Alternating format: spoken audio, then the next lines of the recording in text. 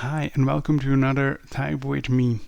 In today's video I want to show you my experience with ChatGPT and Claude, how to write code, how to handle this code and how to learn from it.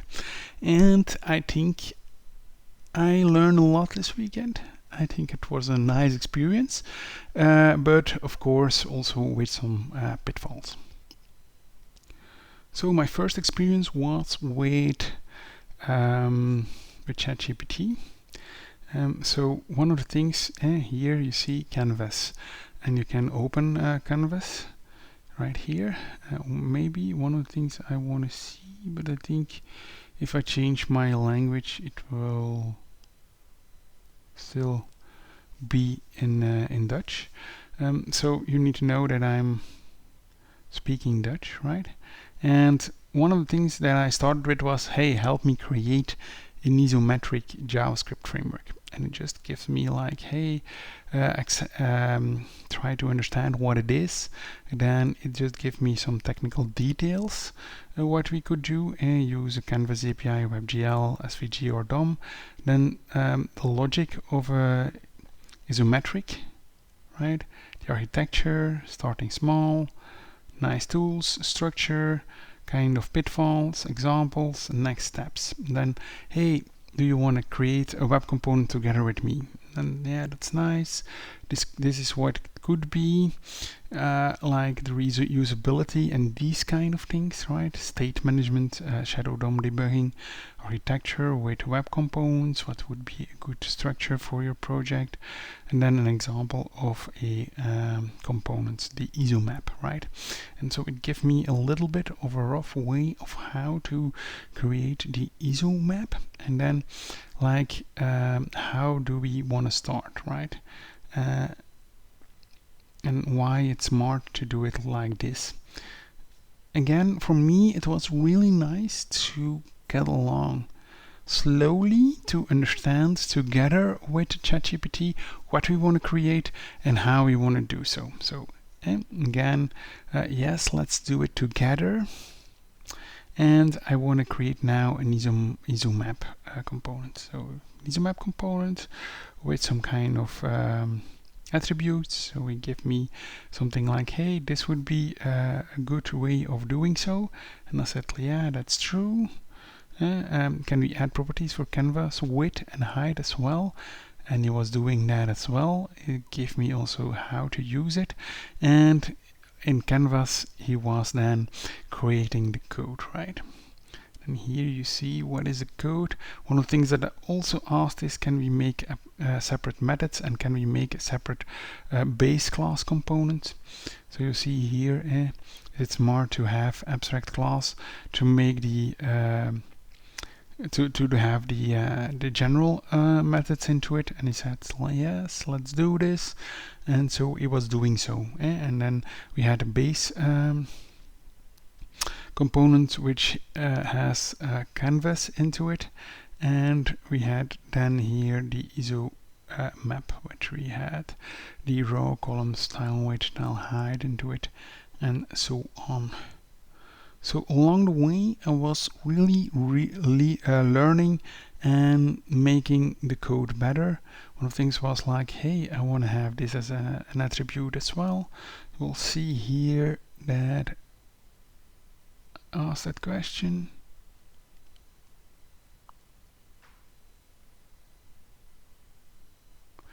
And we got this, and this dot colors. Sometimes he forgot what he is changing, and then you get certain things back that was what was there before, and that's a little bit strange as well. I don't know, but I just experienced that. So again, a little bit of a pitfall for me. I needed to change it myself, or I needed to direct ChatGPT into the right direction again. So as of a result, I got this this demo right here, and it has then the isomap, and it has the other layers on top of it as well. and that's something I really liked. Along the way, I learned a lot with doing so. The only pitfall is that I really needed to copy and paste certain things. I don't know if you really can work together with your AI and that he is building up your project within ChatGPT, that you can then also see what is going on. That's something that is, in my opinion, a better experience for the end user when you're using Claude. So here I did the same thing. I also went through, hey, I want to create a an isometric game with web components in TypeScript. I explicitly said that it needs to be in TypeScript. This was just in JavaScript, just to have a little bit of a difference to really see could we do this and what is possible. And here he was then creating also the code there, and then you can go along together. The only thing was, and that's something you will see, it was directly coding, not giving you a lot of context. It was giving still you some context right here with the features, the usage, and so on. Then you see here is creating a version, and is then again creating a version with certain tooling as well around it. You can see here which are the different versions that you have created, and that's something that also very nice. You can go to version 1 or then to version 2 and so on until the latest version. One of the things that I think is not possible right here, right? Well, you can do a previous version. I think if I go to previous version, next version, so you could do, I don't know on which version I am, and I can go back and then go back and then go back and then go back, which is cool on one way, because then you see which kind of the differences there are that he had recommended. But then again, I like this approach better. Another thing that's really cool is like, hey, I asked him to create some kind of an example, and here you see the example. Only thing is that I was not able to really draw something on the canvas. Something went wrong, and again, if you don't instruct Claude to directly give some kind of a demo, and you don't have that kind of a interactive artifact, well, then you're little bit coding in the blind. What I also did, I was copying everything and then put it into my own Visual Studio Code. So that's what you see right here. I was also actually putting things here into ISO Cloud and ISO Me to really go along. I have here an example for the Claude code. Also there, it's interesting to do so, because then you learn a little bit more, you copy paste, you try to understand, you debug a little bit, you see what comes out of it. It gives you a little bit more hands-on experience than just go along the way on the website of ChatGPT or Claude. But again, it's interesting to do so, right? Let me show you then what I got from ChatGPT. So if I run the code of ChatGPT, I got this, which is also really nice because it's actually what we wanted to have, right? We wanted to have a map, and on that map we want to have entities that can later on be something that we can interact with. And actually it's really drawing something on the canvas. Like I said, it's really playing along with your AI and try to see and try to get something out of it. Maybe one of the things that I'm going to try is just starting a session, one of my next Type with Me sessions, and we're just going to build something along the way. Maybe I'm gonna choose for that Claude, because indeed here you really have that possibility to again build your library and then really build your interactive artifact. And I think switching between two and really have that hands-on experience is something that's really cool, actually.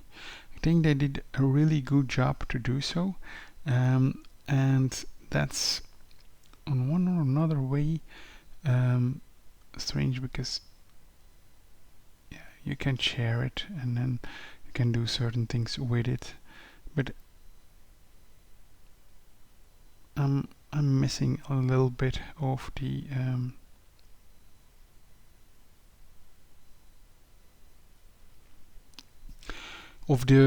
way how Claude is doing it. So let me know in the comments below what you think is the best way to do these kind of things, what you prefer, what your experiences are with Claude or with ChatGPT, and if you have any experience with Windsurf or with Cursor, let me know.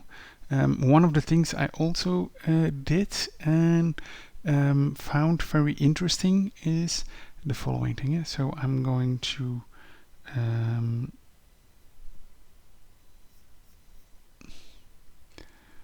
show you. Actually, here we have